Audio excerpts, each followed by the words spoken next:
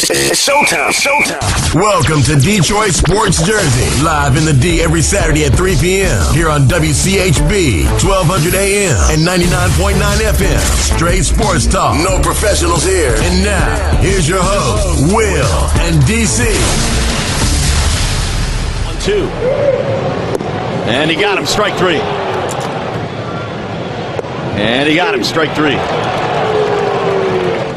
And again the 0-2. Swing and a miss. Hosmer goes down, one gone. Butler swings and misses. Down he goes. He's just filthy today.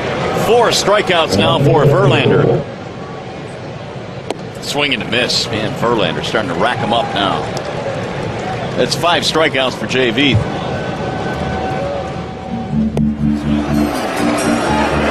With the 5th pick in the 2014 NFL Draft, the Oakland Raiders select Khalil Mack. Pull out the south, pull out the ride. We so hot, up for action. Miller waits for the shotgun snap, gets it, stands in the pocket, throws it, great, intercepted. It's picked off. Khalil Mack is going to return it for a touchdown. Khalil Mack dives for the pylon.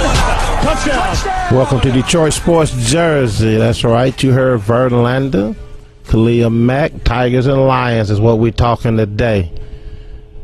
Yeah. I'm your host, Will, DC, free agent up in the house. Got our producer, Lauren, in the house. You know, call in number 313-568-1200. 313-568-1200. Also, later on in the show, we're going to be announcing, we're giving away some free backpacks here full of school supplies for the kids, and we'll start that next week. You'll get more information as the show goes on. All right, we're going to talk about Verlander, you know. Good thing that, you know, ain't nothing major happened to him, you know, as far as injury. He should have played yesterday, though. Huh? He needed him. By the way, I was at the game yesterday with free agent, and we had a ball when well, he didn't, I did. It was fun. It was fun. Yeah, it was nice down there at Comerica Park. Man, I heard you was rooting for Seattle, man. Well, see what I was doing? I went down there to play the villain. I like playing the villain down there. So, you know, I had a ball. But I told the free agent by the body language they was going to lose. Did I call it free agent? I said no. I didn't call it. No. You didn't call it. What did I say? It Tell just the got people. ugly. It got ugly.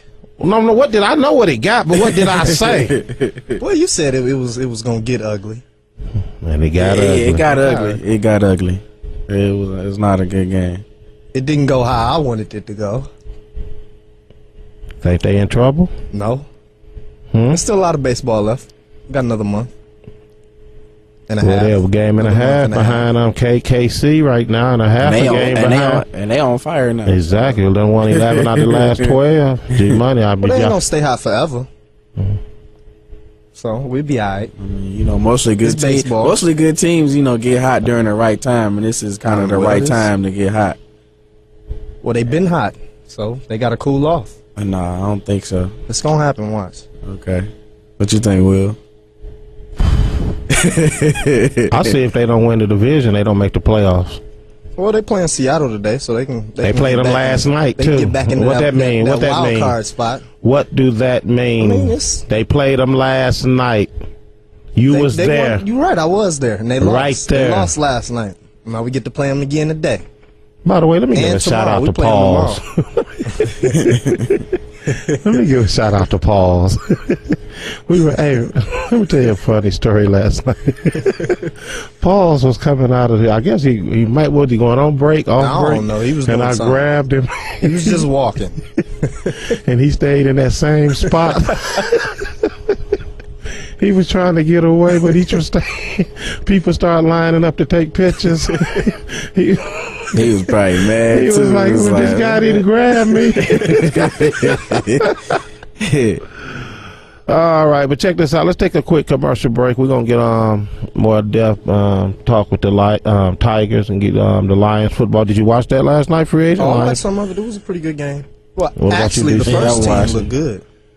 You know, first team looked great on both sides of the ball. Did you watch it, Lauren? Who? You already know I watched it. Come on now, man. Did you watch the whole game? It's no point in watching unless you watch the whole game. well, some people feel that the preseason is just a waste of time. No. I agree. I agree. You know, I completely disagree. You know, I mean, honestly, to me, preseason, I think people see preseason in waste because we don't get a chance to see the starters as much, which is mostly what people want to see. But to me, it gives us a good chance, especially with the Lions, to see a lot of the things like the depth at different positions. If the guys we can't count on the starting lineup, if they go down, whatever the case may be, we get a chance to see them. And most importantly, too, it also gives us a chance specifically with the Lions to see what they're looking like without Calvin Johnson. I've always said you can't necessarily judge the Lions without Calvin Johnson, but at the same time, this is football. Things happen, and I need to know that we can succeed without him. So preseason can be used very well, but again, some people just look at it as, well, I want to see my stars, I want to see my guys, and if they're not seeing them, it's pointless. But then you'll be the same one later saying, who's that guy? Who's that third string guy? Exactly. Who's this guy? I don't know him, but you don't want to watch, preseason because, it's boring. It's, it's football. If you love football, it doesn't matter if it's third string, fourth string, fifth string. You in all day, like I am. Just me personally. I did like Kellen Moore yesterday, though. And you know what? I agree with you 100% on that fact for the simple fact that you are right. You do want to see, because everybody knows football injuries happen. That's part of the game. And you do want to see who's going to be the backup, whatever position it is. What preseason is really about?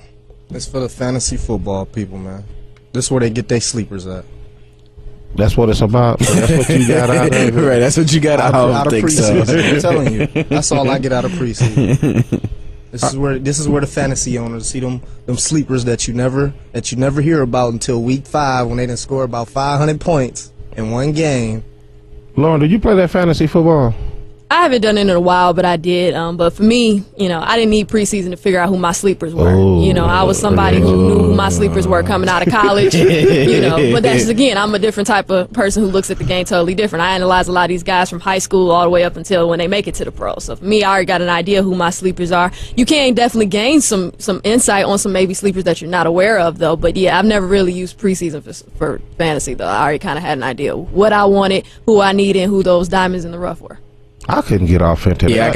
It's just a lot of waste of time to me, for real. Now it is, yeah. It's just they take it so seriously now. It's ridiculous. I mean, unless you just really want some money. That's what most people now. These leagues have so much money behind them. It's ridiculous. I don't get off into it. You ain't never played? Nah, I've never played. Nah, my only fantasy is Madden. That's all the fantasy football I need. What about that? Let's take a commercial break on that note. And for real, that was just your fantasy, that's right there. That's your fantasy. That's it. My fantasy league right note. there. I'm gonna tell you my fantasy off the air. We'll be back after a word from our sponsor.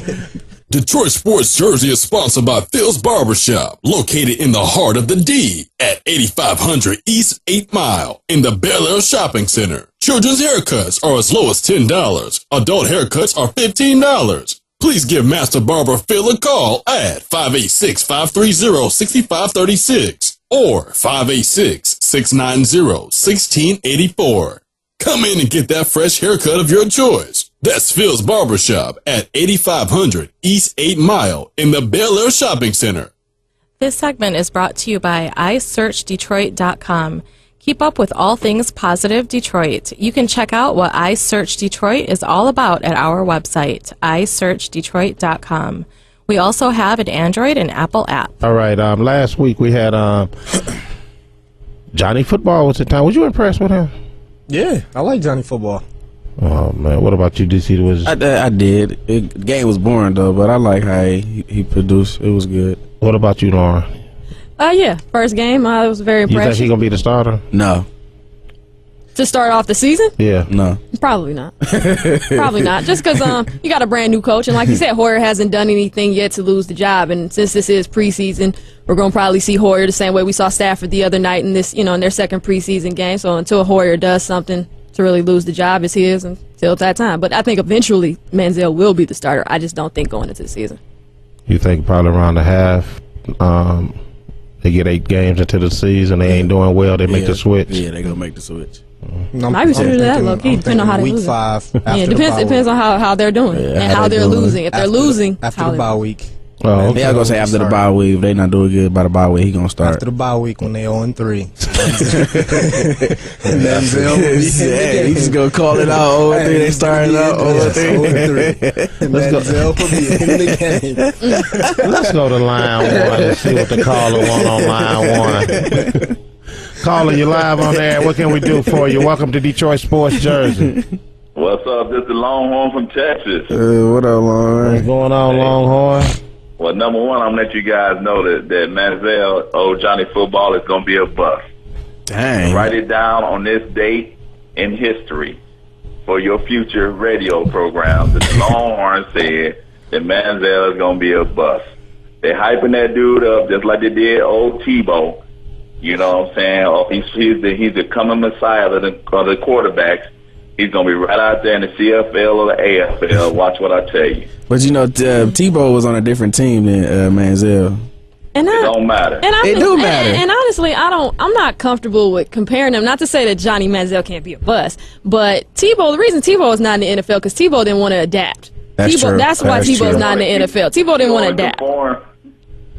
Yeah, basically, because I mean that's always been a thing, and I understand what Tebow's mindset was. Everybody always said from high school on up that he couldn't play quarterback. Exactly, he couldn't play quarterback. Oh, you're never going to get a Division I scholarship. He did it. You're never going to succeed at Division I level. He did it at the highest level. You're not going to make it to the NFL. He did it, and I think he has that in his mindset. I have to continue to prove people wrong at the quarterback because there were plenty of teams who constantly kept saying, maybe I try him out at running back or fullback. You're talking about for Tebow, right? Yeah, for Tebow. And I think that's why Tebow's not in the NFL. Tebow may not be the best quarterback, obviously, but he could have still been in the NFL if he had been willing to adapt. He doesn't want to adapt, so he's no longer here. And I think that's the difference maybe between a Johnny. And then Johnny has the football mechanics, unlike Tebow. Tebow just didn't have the mechanics of really being that quarterback anyway. Johnny has it along with the playmaking skills.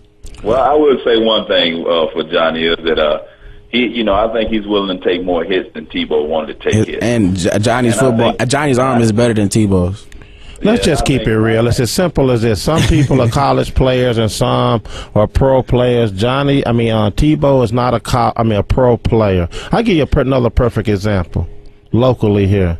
Mateen Cleaves. Was he good in Michigan State? Yes. Yeah. Was he a pro player? No.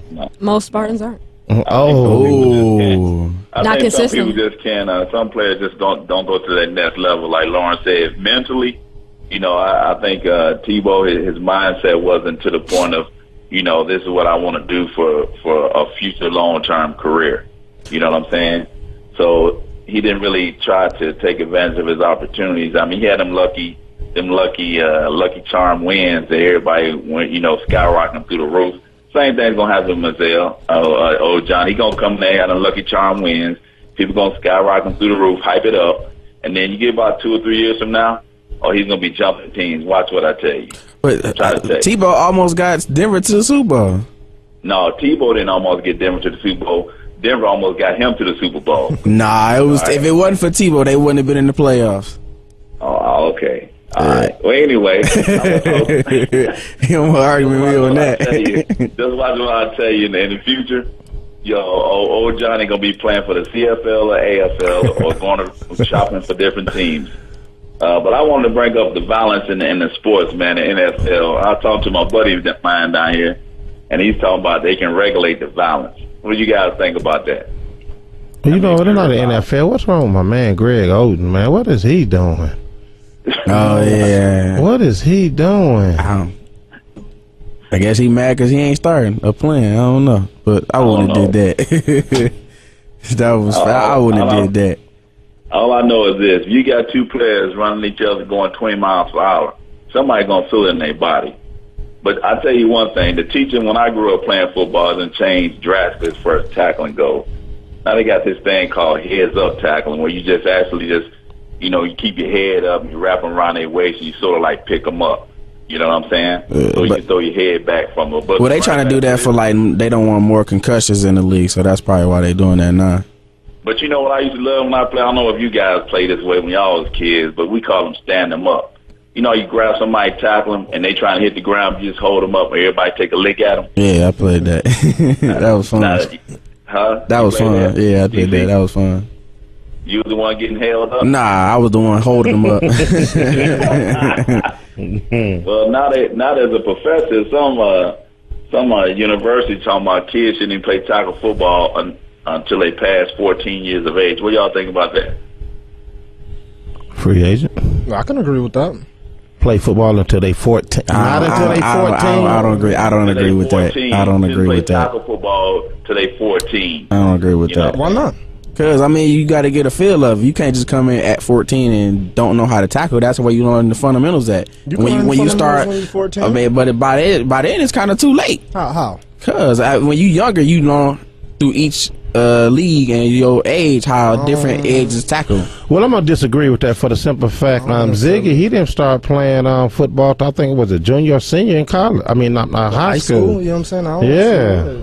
I mean, I guess for me, it's not more so is it right or wrong. I mean, at the end of the day, you need your parents' permission. Your parent understands the risk when they allow you to play the game. True. At this point, I don't even see a point in saying 14, 10, 5, 3. I don't really care. At the end of the day, your parent has to sign off on it up until you get to college because you are considered an adult and over 18. Then it's your choice. So, for me, if you had a son, Lauren, would you let your son play football if they came to you and want to play? Yeah.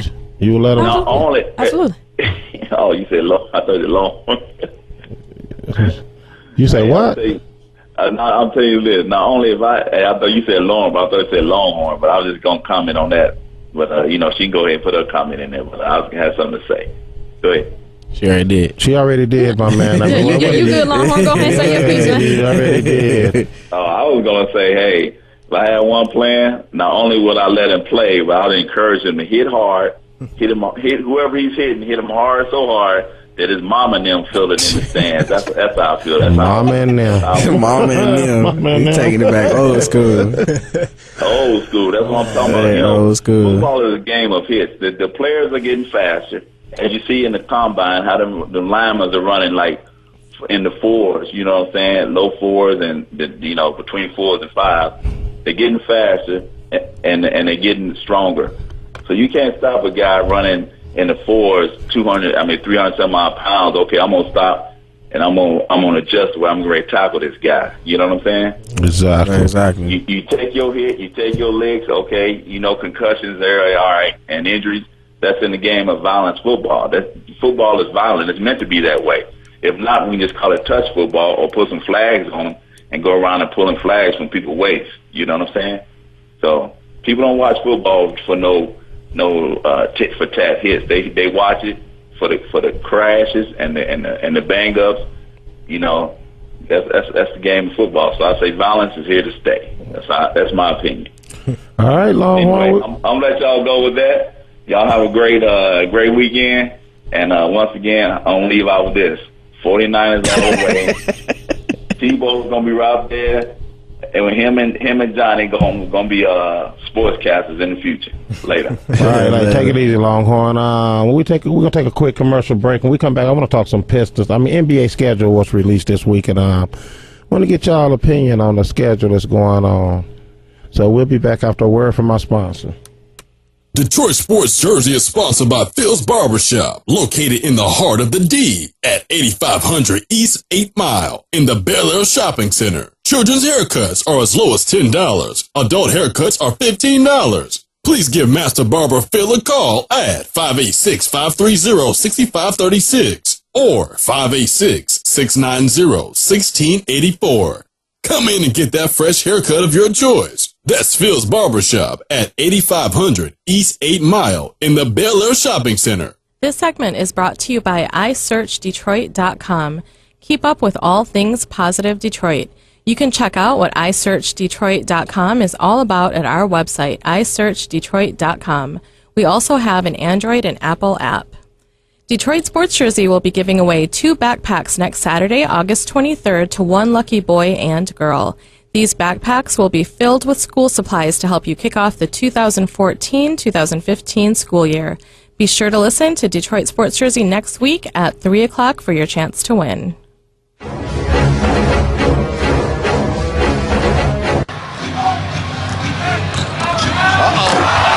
LeBron James with authority. My goodness, I thought I was ready for that, but I guess I wasn't. Ben, I told you you're going to be a star in this league, but it's not going to be tonight. 16 seconds left. LeBron drives in. Oh, my! He looked like Superman. James might have drank rocket fuel before this play. Look at this hop. Off the dribble. Through Millsap for the slant. Johnson. Here goes Westbrook down the lane. No. Perkins trying to follow. He was a nice pump fake. Tough luck miss on the triple, but there's Greg Monroe with a foul. Greg Monroe works against Ibaka. This is down deep. Grant with a quick shot. Way long. Jennings looks way up. Greg Monroe with the catch and the soft stuff. Ooh, it was almost like 5 guys. All right, welcome back to Detroit Sports Jersey. You heard it there. Greg Monroe back with the Pistons. 1 year, qualified offer, unrestricted free agent next year. He gone. He won't out. He won't out. I think it's a chance he stays. Why? He won't out. He won't out. I wouldn't necessarily say he wants out, but he won't leave. If they can trade Josh Smith, I think he wouldn't have a problem. You happy to have him back, Lauren? Greg? I mean, I honestly never thought, I was never a fan of the Josh Smith signing in general, just because we didn't need a power forward. We already had one. And I do agree with what the agent just said, as far as just going back to a little bit of it is Josh Smith. But I think this is also what Greg needs to do to figure out what the heck he wants. I said when he signed the qualifying deal, that either tells me either Pistons are not willing to pay the money that he wants, or he wants to look at his options. And like I said, at the end of the day, as much as people may want him to stay, he needs to look at his options anyway. Like, if he doesn't want to be here, he doesn't want to be here. What about, do you think that maybe he outbidded himself with going to other teams and, his price was a little too high, that's why he came back to the Pistons? I think he came back to the Pistons, but I think at this point, too, it's not too many teams right now. It really wasn't a market for him, unfortunately. I think it does have a lot to do with the fact that he wants a max contract, and as many people are saying that, the Pistons need to prove themselves to Greg Monroe. Greg Monroe has to prove himself not only to other teams, but he has to prove himself to the Pistons. We know Van Gundy has said, Greg Monroe, I want him and Drummond are the ideal pairing. And that may be very well true, but we still need to see Greg Monroe succeed in Stan Van Gundy's system. Stan Van Gundy typically has players like Josh Smith at the 4, not Greg Monroe. So while he may think that's an ideal pairing, we still need to see Greg Monroe do well in this system. On top of that, Greg Monroe has to feel like he fits in this system and see a future for himself, and he still has to prove himself while he's doing all of that to the other NBA GMs, because there will be an opportunity for him to get a max contract next year, but nobody's going to give it to him without seeing consistently what he can do, because nobody's ever really seen it, unfortunately, because of the coaching shakeups with the Pistons. What happened to him? When he got drafted, I thought he was going to be the real deal for the Pistons. All this hoopla about him. What happened? Greg? He's been solid. What happened? Greg? I don't honestly think he's just never been utilized correctly. From early on in his career. He probably with the wrong system. You got to remember, he's went through 5 coaches in his 5 seasons here. He's never been. Thank you, Joe Dumars. He's never been consistently used. Thanks, Joe. And then on top of that, we all know the big man position is changing. I think that's been another thing for him. He played the 5, which, okay, fine, that's where his skill set fits, which is that post game. Then all of a sudden, last year, he kind of got moved to the 4, which is completely out of his comfort zone, especially in today's NBA. You got to remember, 4s now, they're not like they were back in the 80s and the 90s where they played with their bat to the basket and they were right in the paint. Now shooting. These guys are out on the perimeter. They're shooting. They can put the ball on the ground. They got the athleticism to defend these other athletic guys, and I think that's where Greg Monroe is struggling, and that's also what teams are also trying to figure out, I think, this year about Greg Monroe. Can you play the 4 consistently? In what way? And then if you can't play the 4, are we willing to pay you as a center? The schedule was released this week, the NBA schedule. From the time LeBron was gone from Cleveland, on national TV, they was only on 18 times. This season alone, they're going to be on 29. Well, that's LeBron James. Right, that's LeBron James. He on the NBA, is that what you're saying? Yeah. Well, your best player went to Cleveland. The best player. Whoa. So your best player. Let's take that. Well, I'm gonna take that label off of him. I'm gonna take that label off of him. Take that off. Why he got to keep stacking the deck everywhere he goes? How is he stacking the deck? Kevin Love. Right. What has Kevin Love done in the league? Okay, what you think he gonna do with LeBron? What do you think's gonna happen now? They gonna lose. I don't see him winning. They got a rookie head coach. They got him winning the East. They picking Cleveland to win the East. I don't see Cleveland winning the East. They got Cleveland. Just Vegas got them picking them winning the East. You think he's stacking the deck long, or do you think he's stacking the deck everywhere he go, LeBron, or do you think he's a legit? I know he can play. Okay, well that ain't the question he can play or not. But why do he have to stack the deck everywhere he go? I think that's how LeBron succeeds in this generation's of NBA. I mean, everybody wins differently. Everybody builds differently. I think that's just the way LeBron builds. And I mean, he needs talent around him. I mean, that coming into Cleveland, I think he understands I'm going to have a good mixture of that young talent that needs to be developed, and then I also need to have those older guys and those guys who want to win as badly as I do. But I do agree with Agent on this one. It's way too early to say they're winning the East, they're doing anything. Like I said, all we can go on right now is paper, and I don't go off paper. People said the same thing about the Lakers when they had Dwight and all that, and I told people, calm down. Oh, no. People said the same thing. People always, you got to give guys time to gel. And again, this is the first time since LeBron has left, since he's left Miami now, that he's again in a situation with a GM who has not proven himself to get to the finals. I knew what he was in the situation in Miami. Pat Riley has gotten his team there as a GM, as a head coach. He's been there as a player. I knew what to expect from him. I don't know what to expect necessarily from Dan Gilbert yet. Yes, we know you can make some business moves. We know that, and there's nothing wrong with that. But I still need to see, can you get this team to the playoffs, and ultimately, can you get them to the finals? Do you understand what it takes? Like AJ said, you got a new head coach. First-time head coach, NBA coach at that. Let's see what he's going to do. It's one thing to say Pat Riley is running Eric Spoelstra. It's another thing to say Dan Gilbert is running your new head coach. That's a totally different. LeBron gonna run the head coach. That's a totally different situation. So I think they're gonna be talented, no doubt about it. They're gonna definitely make some noise, and I'm happy to see the East back to what it used to be. But I'm not comfortable saying all of a sudden, oh yeah, this team is automatically this great team who's just gonna, go to the playoffs and dominate. No, we have to see that first, not based on paper. Do you think with Paul George going down, the Pistons move up into a playoff spot? The Pistons? I'm just asking. They're in the East. I mean, we are here in Detroit. They might get a 7 to 8 seed. I think I got to see if they make an in-season move, because I don't think Josh Smith and them three gonna work. They're not gonna work, but they're not as easy to get rid of. Right. It didn't work last year. It didn't work last year. It's not gonna work this year. Come on, can man. Make it work. No, your best bet is to try to get. Josh Smith. Joe Dumars nobody was knocking down Josh Smith's door to give him $14 million a year. Nobody. So it's hard to move his contract. He worked for sports. Hey, he worked for when you shooting threes from the parking lot, you're not a good player. Hey, he's always been shooting threes from the parking lot. That's why you should have never signed him. You should have never did it. You shouldn't even called him. Like, no, don't even come. Nope. Well, anyway, Pistons fans, if you want to check out LeBron, he's coming to town January the 27th and February the 24th, and your Spurs champs will be here on February the 11th.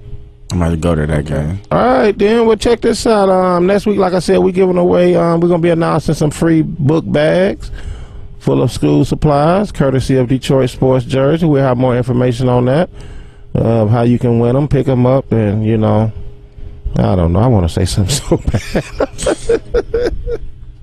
I don't say no. All right, well, we up out of here. Free agent, DC, Will, the producer, Lauren. We'll see you guys next week. Thank you for joining us here live on Detroit Sports Jersey in the D. Join your hosts Will and DC every Saturday at 3 p.m. here on WCHB, 1200 AM and 99.9 FM. Want to send an email or see past shows? Go to DetroitSportsJersey.com. Straight sports talk. No professionals here. Have a great weekend.